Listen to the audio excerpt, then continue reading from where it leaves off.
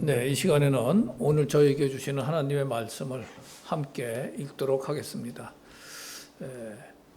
홀수절을 제가 읽고 회중이 짝수절을 읽고 이렇게 교독하도록 하겠습니다.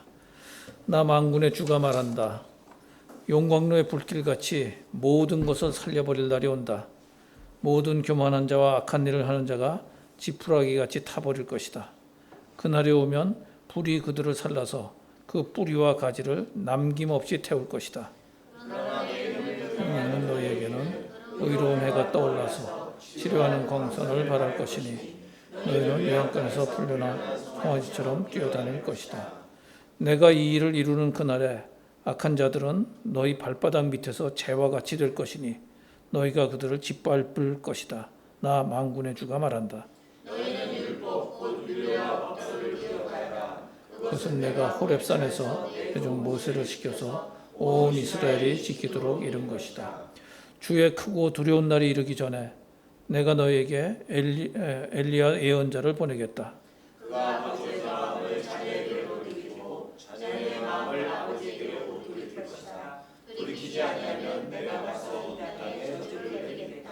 아멘.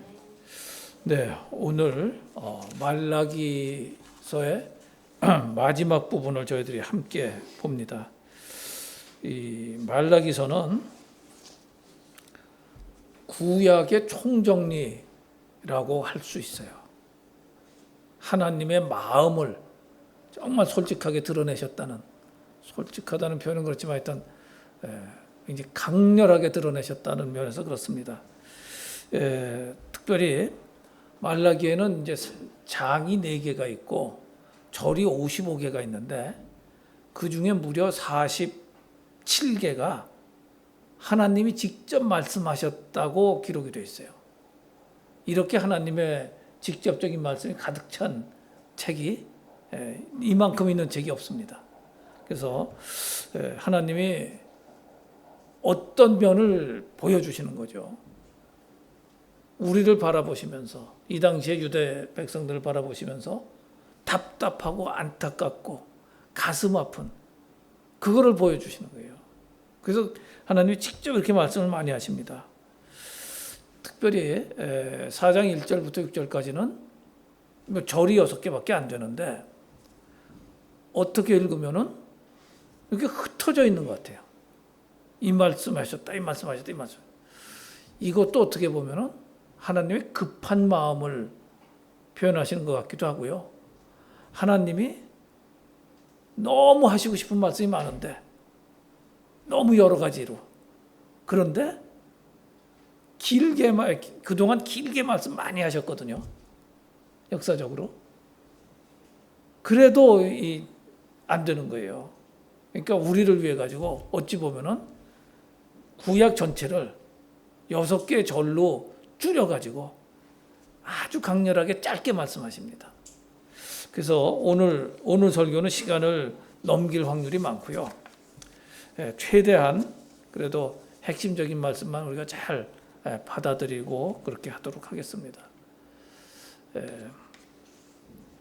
우선 1절과 2절을 보시면요. 이게 1절과 2절은 서로 대비가 돼요. 대비가 굉장히 많습니다. 첫 번째 뭐가 대비가 되냐면은 교만한 자와 뭐 악한 일을 하는 자가 같은 저거죠. 그리고 하나님의 이름을 경외하는 자를 대비하십니다. 그리고 그다음에 보면은 1절에서 교만한 자는 태워버릴 거야. 모든 부분을 뿌리와 가지까지 남김없이 태워버릴 거야. 이렇게 말씀하시고 2절에서는 근데 경외하는 자는 치료할 거야. 내가 치유할 거야. 회복시키신다는 거예요. 완전케 해주신다는 거예요. 그렇게 대비가 돼요. 그런데 1절에서 태운다? 사실은 좀 뜨끔해요. 노아의 상 그 심판 때는 물로 심판하셨지만 그때 약속을 주셨죠. 무지개를 걸어놓고서 다시는 물로 심판하지 않겠다.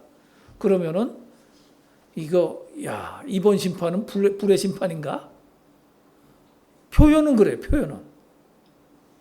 근데 꼭 그래서 불로 심판될 거야 이렇게 말하면은 하나님 자리에 가는 겁니다. 그건 함부로 말하면 안 돼요. 일단 태워버리겠다 이런 말씀을 하시고 2절에는 근데 불로 태워버리신다 그러는데 2절에 가면은 의로운 태양, 의로운 해가 떠올라서 그 광선이 치료하는 광선을 바란다 이렇게 말씀하시거든요.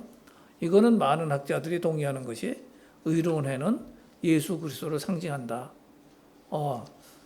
해, 그럼 빛이죠, 빛.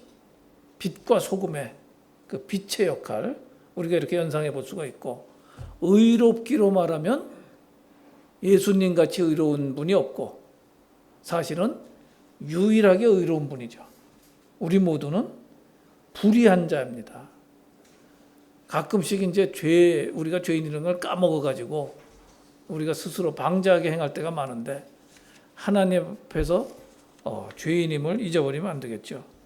자, 그런데 이 송아지 같이 뛴다고 비교를 하셨어요. 송아지 같이 뛰어다닌다. 자, 외양간에서 풀려난 송아지처럼 뛰어다닌다. 이 말씀은 뭐냐? 예수님으로 인하여 치유를 받지 못했을 때는 외양간에 갇혀 있는 송아지 같았다. 혹은 멍에를 메고서 꼼짝 못하고 있는 그런 송아지 같았다. 혹은 무릎이 아파가지고 제대로 걷지도 서지도 못하는 송아지 같았다. 이 성경에 이런 표현이 많이 나와요. 무릎이 연약하다. 뭐 이런 하박국에 보면은 이렇게 얘기를 하거든요. 하나님의 그 심판에 대한 말씀을 들으면서 창자가 흔들리고 입술이 떨리고 뼈가 썩는 것 같아 갖고 무릎이 떨렸다. 이건 심판에 대한 두려움을 얘기를 한 거예요. 하박국이. 나중에 이제 회복에 대한 얘기를 하지만 그리고 히브리서에 보면은 이렇게 히브리서 기자가 얘기를 합니다. 그러므로 피곤한 손과 연약한 무릎을 일으켜 세우고 주의 일에 열심을 내라.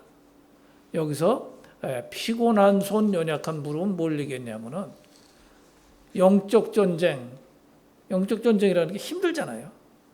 그 다음에 하나님 허락하시는 고난이 있단 말이에요. 우리한테. 고난은 모든 믿는 자에게 다 있는 것이고 우리가 성장하기 위해서 하나님이 주시는 거니까 노끈히 이겨낼 수 있어 하면은 굉장한 오해입니다. 고난은 힘드니까 고난이에요. 우리 주변에 고난 중에 있는 사람 있으면은 절대로 힘내라 이겨내라 너무 이러지 마시고 같이 아파하는 게 중요합니다. 같이. 얼마나 힘드냐. 이렇게 공감하고 위로하는 게 중요해요. 너 예수쟁이 10년 했다면서 그것도 못 이겨? 이러면 안 돼. 이거는 하나님의 마음이 아니에요. 또 때로는 아버지의 마음으로 하나님이 징계하실 때도 있는데 징계받는 자에게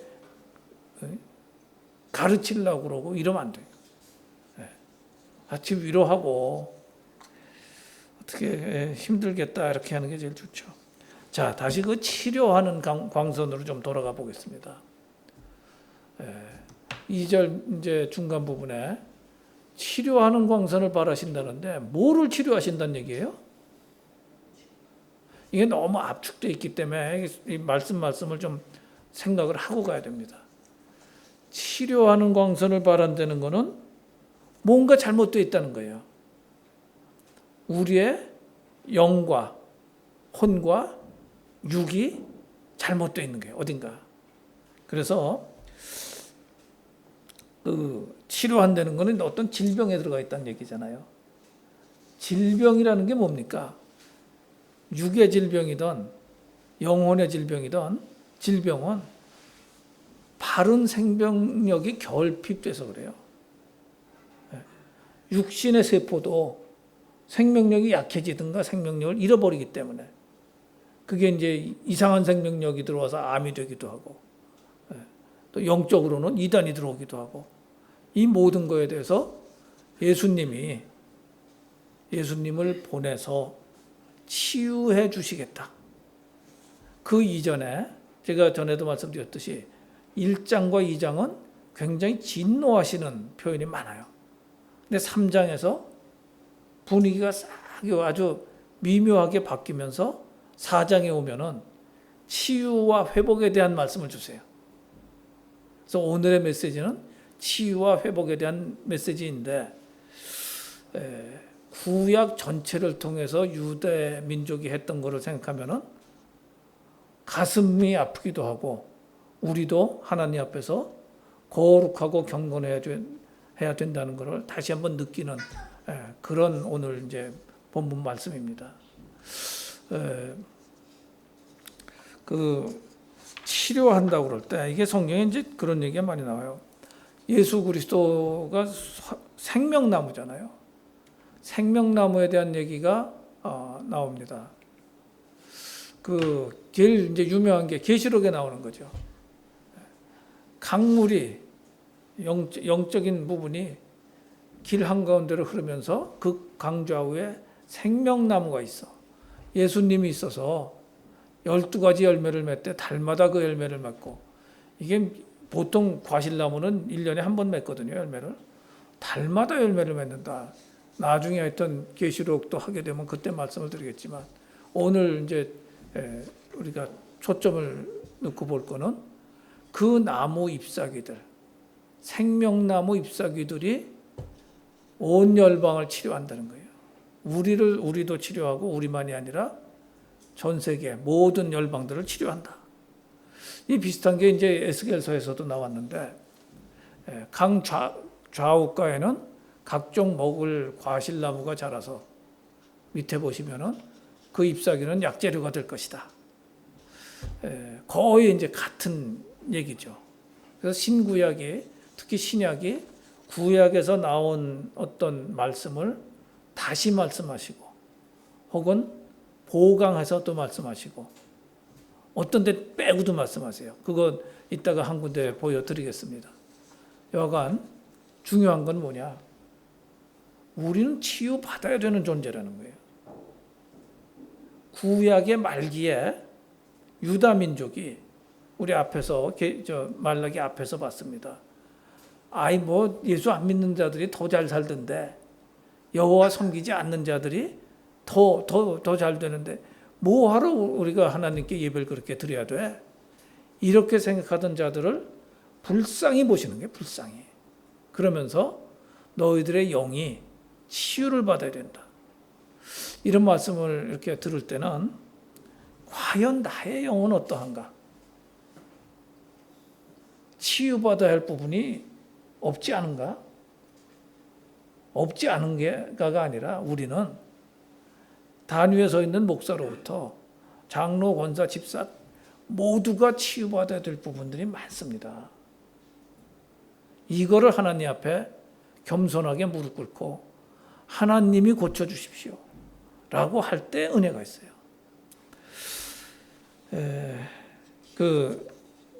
여러 가지 주제가 팍팍 나오기 때문에 조금 더 빨리 가겠습니다. 3절에 가면요, 이런 말씀이 나와요. 이거 한번 같이 읽겠습니다. 시작.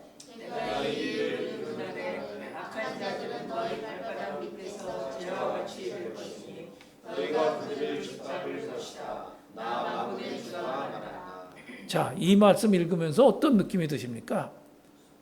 시원하세요? 시원하면서 이러면 안 되는데, 이웃을 사랑하고 불쌍히 여겨야 되는데, 안 믿는 자들도, 이슬람 형제들도 사랑해야 되고 불교도들도 사랑해야 되는데, 근데요, 성경은 굉장히 우리의 폐부를 정직하게 찔러요. 우리는 감정을 가진 사람이라서 그렇게 사랑이 많고 안 그렇다는 거예요. 성경에는 보복에 대한 얘기가 하나님의 입장에서는 보응이라고 그러는데 그게 많이 나와요. 우리 인간은요, 감정을 갖고 있기 때문에 억울한 것들을 느끼고 그게 풀어져야 돼. 그러니까 하나님이 뭐라고 말씀하시느냐? 너희들이 악한 자들을, 불에 탄 뿌리와 가지가 불에 탄 자들을 밟을 거야. 짓밟을 거야. 이렇게 말씀하세요. 원수 갚는 날이 올 거야. 하나님이 분노하라고 그러시나?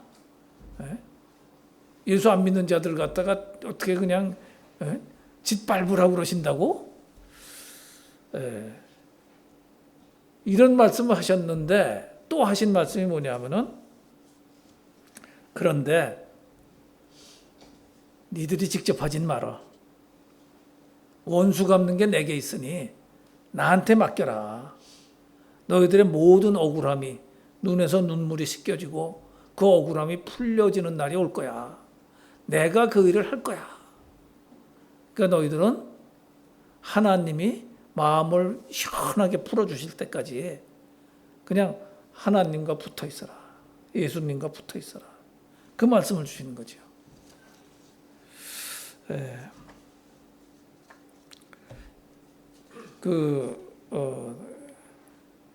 이게 이렇게 말씀하세요.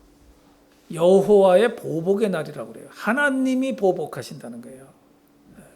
그래서 이사야서에도 나오고 또 이사야서 34장에도 나오고 61장에도 나옵니다.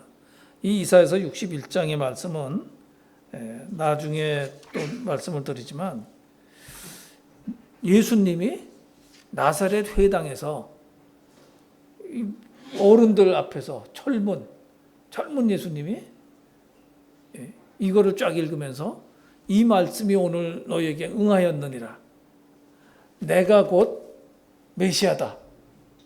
이 말씀을 선포하실 때 읽었던 그 부분이에요. 그런데 거기를 먼저 가서 보는 것도 좋을 것 같아요. 먼저 가서 보겠습니다.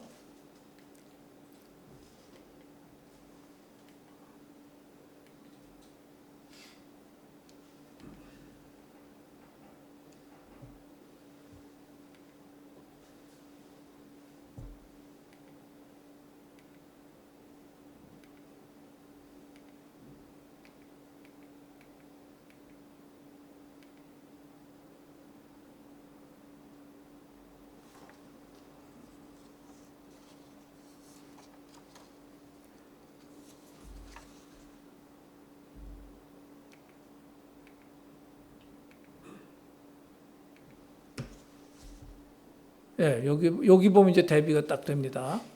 이사야서 61장에는 분명히 우리 하나님의 보복의 날을 선포하여 이렇게 말씀했는데 예수님이 읽으신 구절을 누가가 기록했을 때 보면은요, 아까 61장 2절에 보면 이렇게 나오죠. 여호와의 은혜의 해와 우리 하나님의 보복의 날을 선포하여 모든 슬픈 자를 위로하되 이렇게 나오는데요. 누가복음 4장 16절을 보시면은 19절을 보세요. 19절에 이렇게만 나와요. 뭐라고 나오느냐?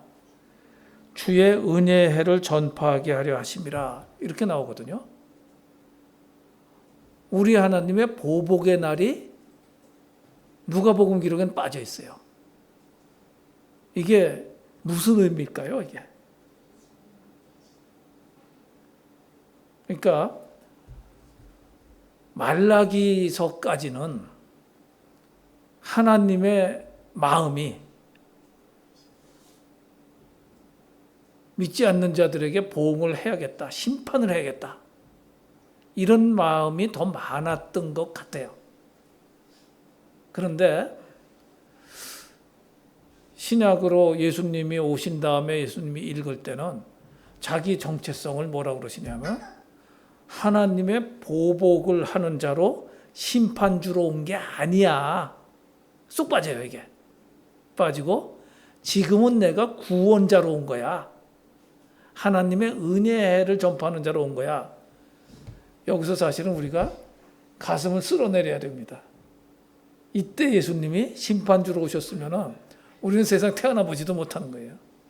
근데 구원주로 오시고 십자가에서 우리 죄를 대신해서 돌아가시고 그러고 부활해서 하늘나라에 가시면서 기다리시는 거거든요. 심판주로 다시 오실 텐데 그동안에 우리에게 할 일을 주신 거예요. 할 일을. 뭐냐?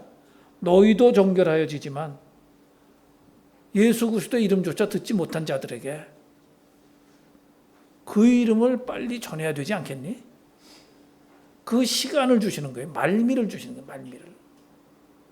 그래서 이 성경이 이렇게 굉장히 신기한 겁니다. 이렇게 잘 파보면은 여기서 이게 왜 빠졌지? 거기서 하나님의 의도가 좀 읽혀지는 거예요.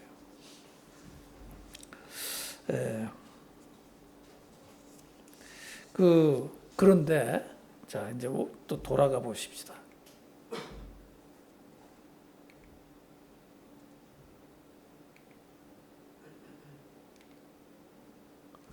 근데 이제 4절로 가면요.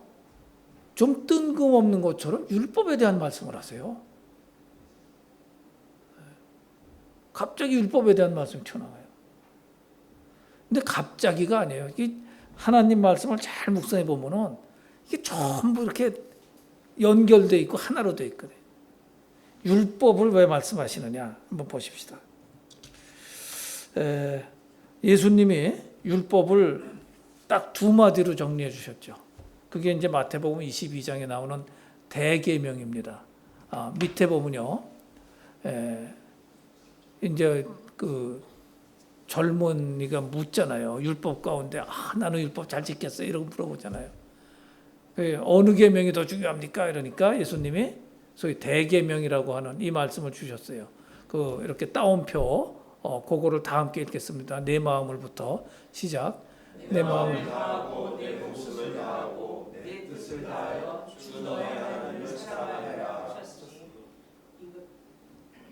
계속해 주세요. 계속. 이것이 가장 중요하고 끝나는 계명이다. 둘째는 너희와 같은데 내 이웃을 너같이 사랑하여라 한 것이다. 이 두 계명의 모든 율법과 예언자들의 본뜻이라 했다. 모든 율법과 선지서 그것들을 한마디로 하면은 딱 요거다. 하나님을 사랑하고 이웃을 사랑해라. 그것이 공의라는 거예요. 공의. 하나님을 믿는 자들이 하나님과의 바른 관계를 가진 거라는 거예요. 그게 선이다.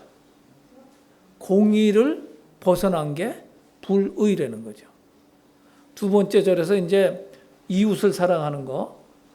그래서 이웃을 사랑하는 걸 뭐라고 그러냐면 정의라는 게 정의. 공의와 정의가 가는데 정의는 공동체마다 약간씩 다를 수 있는 겁니다. 그래서 서로가 이렇게 합의해가지고 지키기로 한 법, 질서 이거를 지키는 게 정의고 하나님과의 관계를 잘 지키는 게 공의예요. 하나님과의 관계를 못 지키면은 불의가 되고 불의가 곧 죄예요. 그래서 성경에서 얘기하는 죄는 하나님과의 관계가 어긋난 게 죄고 세상에서의 죄는 뭐냐? 정의롭지 못한 것.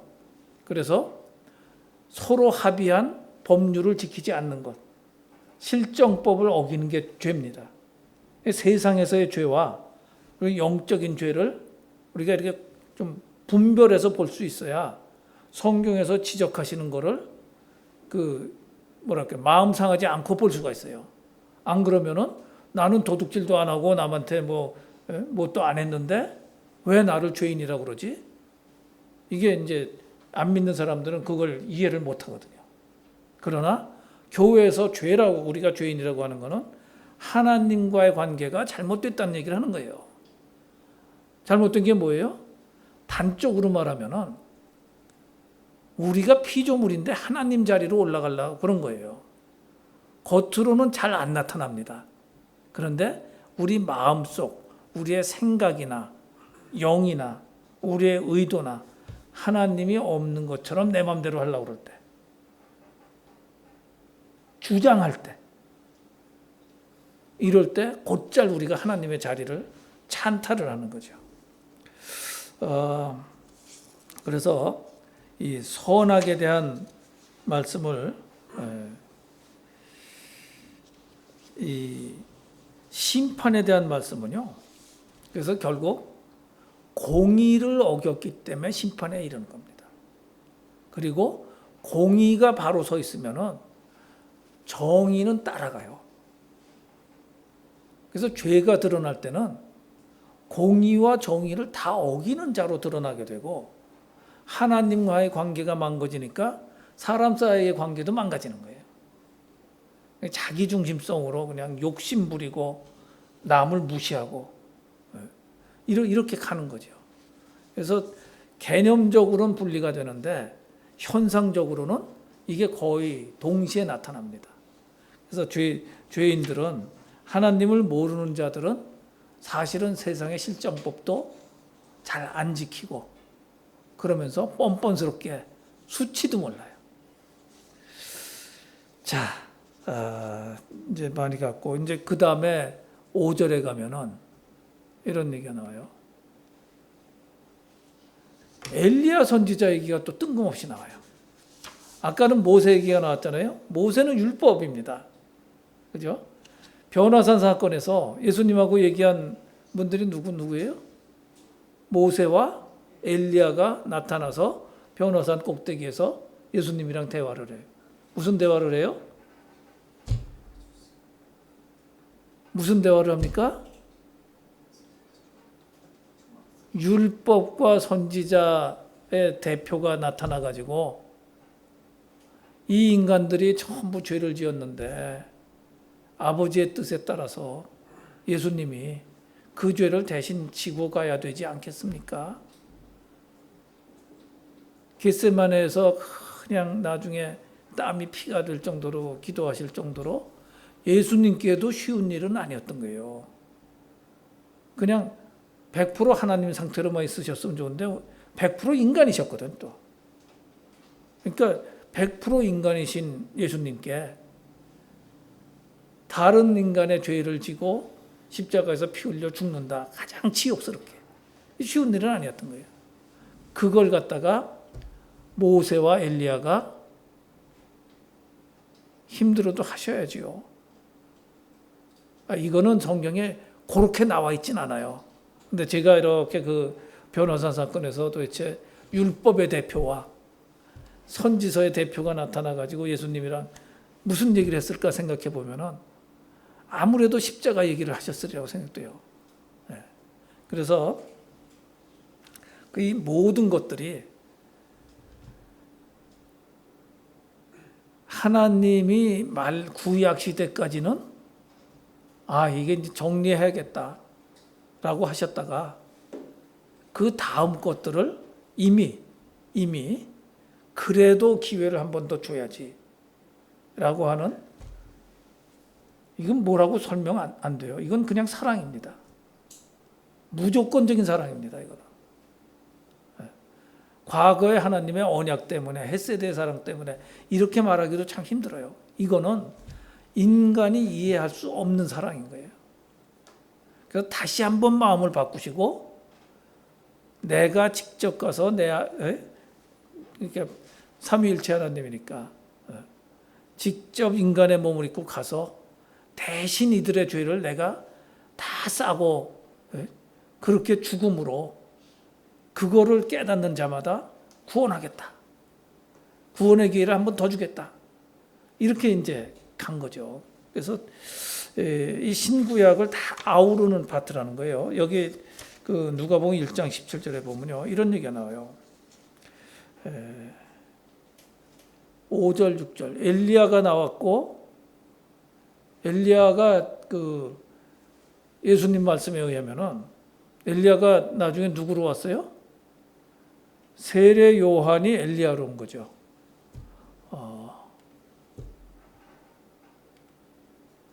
이렇게 말씀을 하세요, 직접. 마태복음 11장 13절에 보면은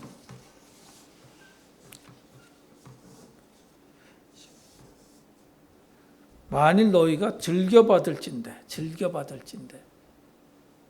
깨달는다면 세례 요한이 바로 엘리야의 심령과 능력으로 온 거야.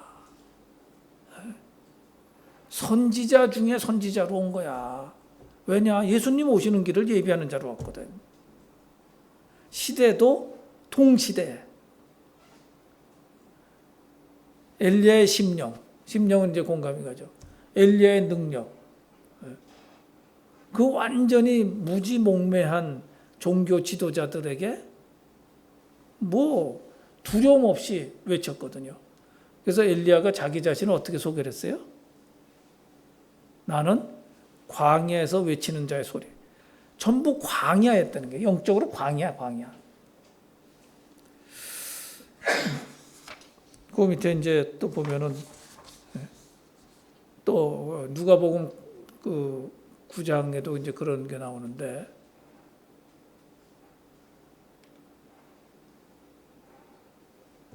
여기 이거는 조금 보고 가는 게 좋아요. 누가복음 1장 17절에서 엘리야 얘기를 하면서 이렇게 얘기를 합니다. 엘리야의 심령과 능력으로 세례 요한이 주 앞에 먼저 와서 아버지의 마음을 자식에게 거스르는 자를 의인의 슬기에 이게 그 6절에 나오는 거랑 또 똑같은 얘기예요, 거의. 아버지의 마음을 자식에게, 자식의 마음을 아버지에게.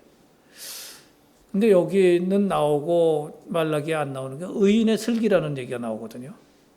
의인의 슬기에 돌아오게 하겠다. 진짜 지혜로운 거는 예수 그리스도를 아는 것이고 하나님의 말씀을 아는 거거든요.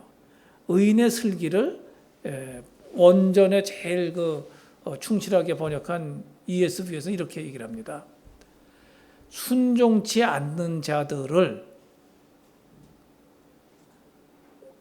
그 옳은 자, 의인의 위즈덤은 이제 지혜죠, 지혜. 그리고 언더스탠딩은 지식이라고 말하면 돼요. 그래서 바른 지식, 바른 지혜로 돌아오게 하겠다. 이게 무슨 얘기입니까? 하나님을 잘 모르는 그 바리새인들 등등 그들조차도 바른 지식으로 돌아오게 할 것이다. 세례 요한이. 그리고 바른 지혜로 돌아오게 할 것이다. 이렇게 이제 말씀을 주세요. 아까 그 말라기 6장에서 이렇게 나오죠. 엘리야 예언자를 보낸 다음에 그가 세례 요한이 아버지의 마음을 자녀에게 돌이키고 자녀의 마음을 아버지에게로 돌이킬 것이다. 그리고 구약의 마지막 문장이 이겁니다. 돌이키지 아니하면 내가 가서 이 땅에 저주를 내리겠다. 계시록에서 백보자 심판이 나오는 거랑 똑같은 이렇게 구조예요. 그러니까 여기서 아버지의 마음을 자녀에게 돌이키고 자녀의 마음을 아버지께 돌이킨다는 것은 가정의 회복을 표면적으로는 얘기를 합니다. 그러나 이게 무슨 얘기예요? 하나님과 우리와의 얘기예요. 우리가 하나님께로 돌아가지 않으면 하나님도 우리에게 돌아오지 않으신다는 얘기라는 거예요. 그래서 우리가 하나님 앞께로 회개하고 돌아가지 않으면, 특별히 아까 말씀드린 거랑 합치면은 우리가 속으로 하나님 된 척 까불고 불의를 행하지 않는다면 하나님 우리를 받으시고 치유하는 광선을 발해서 우리의 잘못된 것들을 치유해 주실 것이다. 근데 돌아가지 않으면 최후의 심판밖에 없어. 자, 이게 이제 1절부터 6절까지를 쭉 살펴본 거고요. 원래는 뭐 설교를 이 정도로 마쳐야 돼요. 근데 오늘은 구약을 총 마무리하는 말씀을 드리겠습니다. 심판이라는 말 혹은 심판대라는 말이 신약 성경에 뭐 크게 봐서 두 군데 나와요. 진짜 최후의 심판은 한국말로 뭐라고 그러냐면 백보좌 심판이라고 해요. 계시록 20장에서 말씀하시는 심판이에요.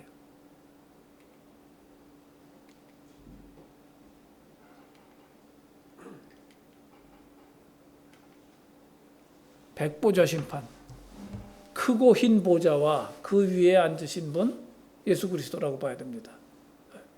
그리고 잘못한 자들, 이때까지 회개하지 아니한 자들은 최후의 심판으로 여기서 끝나는 거예요.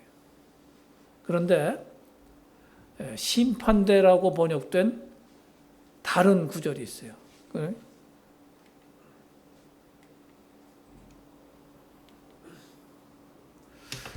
이거 한번 같이 읽겠습니다. 로마서 14장 10절 시작. 너가 어찌하여 내 형제를 비판하느냐? 어찌하여 내 형제를 없이 여기느냐? 우리가 다 하나님의 심판대 앞에서 서자. 표현은 심판대라고 되어 있는데 이거는 그 원전에 있는 단어는 완전히 다릅니다. 여기 심판대라는 단어는 베마라는 단어인데 이거는 로마 시대 무슨 경기를 하잖아요. 마라톤도 하고 또 그 전차 경기 뭐 별 경기 레슬링도 다 하잖아요. 우승자에게 상을 주는 시상대예요. 이런 겁니다. 구름같이 허다한 증인들 앞에서 상을 받는 거예요. 그래서 로마서의 말씀은요. 앞부분에 쭉 그런 얘기가 나오는 거예요. 교회 안에서 흉보고 다투고 비난하고 하지 말라는 거예요. 이 말씀은 전혀 다른 얘기가 되는 거예요. 우리가 각자가, 예수 믿는 자들은 각자가 하나님의 시상대 앞에 서가지고 우리의 생각과 말과 행위에 대해서 하나님이 각자에게 면류관을 씌워주신다는 얘기입니다. 이 얘기는 뭐예요? 공동체에 대한 얘기예요. 교회 공동체로서 혹은 글로벌 교회 공동체로서 싸우지 마라, 싸우지 마라. 그건 하나님이 하실 일이야. 남의 단점 보고 그것만 눈에 들어와. 그건 죄인의 습관이야. 비록 우리가 죄인의 그 습관이 남아 있어가지고 남의 잘못이 눈에 더 잘 띄어요, 분명히. 그리고 죄인의 습관이 남아 있어가지고 남 흉보는 것 같이 재밌는 게 없어. 그럼 내가 올라가는 것처럼. 사도 바울이 그거 얘기하는 거예요. 그거 하지 마라. 이게 신구약이 제가 왜 이렇게 말라기 6절 자체, 4장 6절 자체가 굉장히 이렇게 띄엄띄엄한 것 같이 보이는데 그걸 또 왜 신약까지 띄워가면서 말씀드리냐면은 결국은 한 말씀을 하시는 거예요. 무슨 말씀이냐? 오늘의 말씀을 제가 제 경험에 비추어서 하나 말씀을 드릴게요. 아마 한 10년 전쯤인데 인도네시아 람풍에 저는 뭐 최소한 20번은 분명히 넘고 30번까지 되는지 모르지만 이제 아우리치를 갔었습니다. 가서 주로 의료 사역 하실 의사 분들 모시고 갔는데 그때 이제 장로가 3명이 끼어 있었어요, 팀에. 그 2분 다 의사예요. 현지에 있는 분이 특별 부탁을 하는 거예요. 바로 이 마을에 젊은 청년, 자녀도 있고 그런 젊은 청년이 대장암 말기가 돼 있다는 거예요. 그러니까 가서 기도해 주라는 거예요. 이거요. 목사 장로가 되게 떨리는 일입니다, 사실은. 가서 기도해 줬는데 뭐 아무 효과가 없으면 어떡해. 그잖아요. 그래도 어떻게 또 안 할 수도 없잖아요. 갔어요.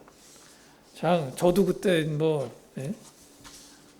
거의 한 10년 차 장로고 저보다 한 분은 1년 뒤 장로고 한 분은 1년 앞에 장로인데 장로 셋이 갔어.